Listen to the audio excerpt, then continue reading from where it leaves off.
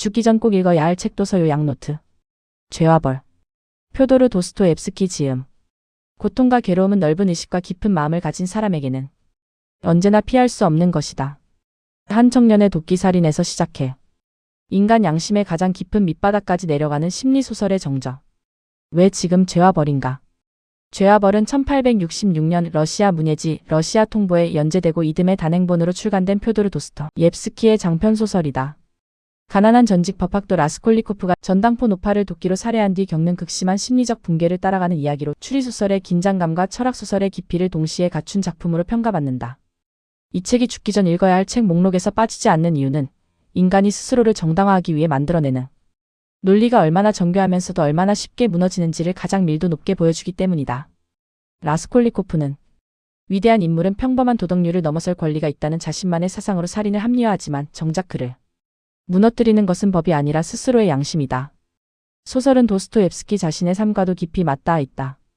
그는 27세에 비밀 결사에 가담했다는 혐의로 체포돼 사형을 선고받았고 총살 직전 황제의 특사로 감형되어 시베리아에서 8년간 중노동에 처해졌다. 이 경험은 형벌과 죄의식이라는 주제에 대한 그의 평생의 관심으로 이어졌다. 정작 죄와 벌을 쓸 당시에도 그는 도박빚에 시달리며 출판사로부터 성금을 받고 마감에 쫓기는 처지였다. 저자 표도르 도스토옙스키. 러시아 모스크바 출생. 공병학교를 졸업했으나 문학에 전념했고 첫 소설 가난한 사람들로 일찍이 주목받았다. 1849년 정치결사 가담 혐의로 사형 선고 후 시베리아 유형에 처해졌으며 이 경험을 바탕으로 죽음의 집에 기록을 썼다. 죄와 벌, 백치, 악령, 카라마조프가의 형제들 등을 통해 인간 심리와 신앙, 죄의식을 파고든 19세기 러시아 문학의 거장으로 꼽힌다. 도끼살인 그리고 초인 사상. 상트페테르부르크의 무더운 여름, 가난과 자존심 사이에서 반쯤 정신이 나간 청년 라스콜리코프는 자신만의 이론을 시험하기로 결심한다. 그는 세상에는 평범한 다수와 도덕률을 넘어설 자격을 가진 소수의 비범한 인간이 있다고 믿는다. 나폴레옹 같은 인물이 수많은 생명을 희생시키고도 위대한 업적으로 기억되듯 자신도 하찮은 고리대금업자 노파 한 명을 없애고 그 돈으로 더 큰 선을 이룰 수 있다는 논리다. 그는 인색하기로 악명 높은 전당포 노파 알료나를 도끼로 살해하고 때마침 방에 들어온 그녀의 순진한 여동생 리자베타까지 살해한다.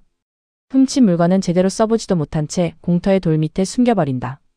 범행 자체보다 훨씬 길고 고통스러운 것은 그 이유다. 그는 신혈에 시달리며 알아눕고 그를 처음부터 의심하는 예심판사 포르피리와 팽팽한 심리전을 이어간다. 이 과정에서 등장하는 인물들은 저마다 라스콜리코프의 거울이 된다. 술주정뱅이 마르멜라도프와 그의 딸이 자 매춘부인 소냐는 밑바닥 삶에서도 신앙과 희생을 잃지 않는 인물로 라스콜리코프의 오만한 이론과 극명에 대비된다. 여동생 두냐에게 접근하는 냉수적인 스비드리가일로프는 도덕 없는 욕망이 어디까지 갈 수 있는지 이를 보여주는 또 다른 극단이다. 라스콜리코프의 범죄는 한 노파를 죽인 것이 아니라 그 자신이 믿었던 원칙 인간의 이성이 도덕을 대신할 수 있다는 믿음을 스스로 죽인 사건이었다. 도스토옙스키는 이 소설을 통해 아무리 정교한 철학도 양심의 심판을 피할 수 없다는 것을 보여준다. 추적과 자백 포르피리와의 심리전. 소설의 후반부를 이끄는 것은 총성도 몸싸움도 없는 순전히 말과 눈빛으로 이루어지는 추격전이다. 예심판사. 포르피리 페트로비치는 물증 없이도 라스콜리코프를 서서히 궁지로 몰아넣는다. 그는 노골적인 신문 대신에 둘은 대화와 침묵, 예상치 못한 질문으로 라스콜리코프 스스로 흔들리게 만든다. 한 번은 진범이라 주장하는 엉뚱한 인물이 나타나 혼란을 주기도 하지만 포르피리의 의심은 결코 흔들리지 않는다.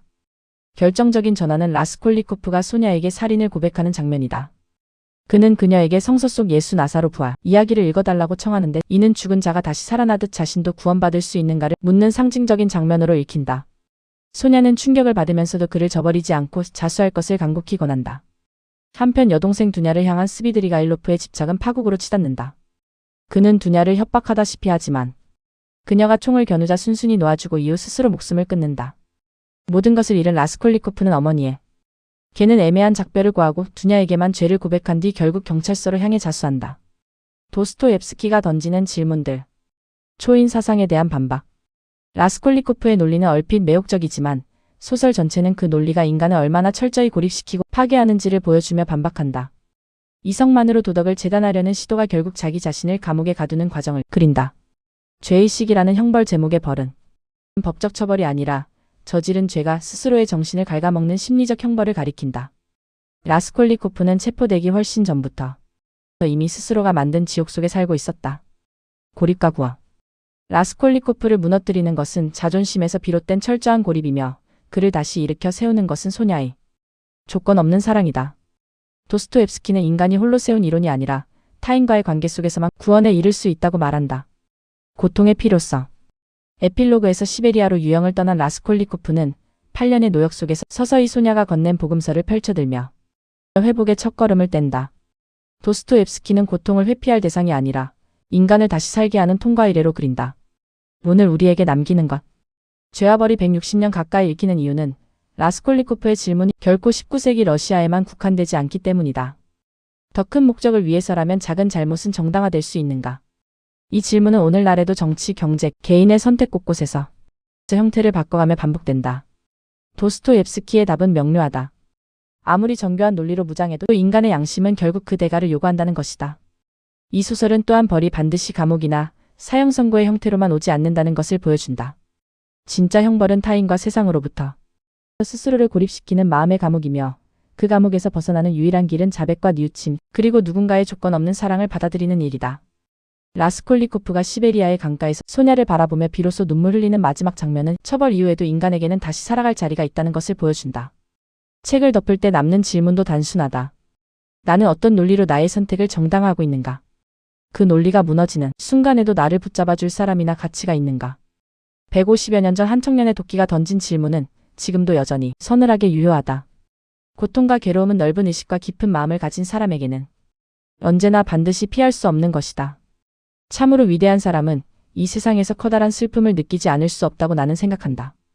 퓨도르 도스토옙스키 죄와 벌.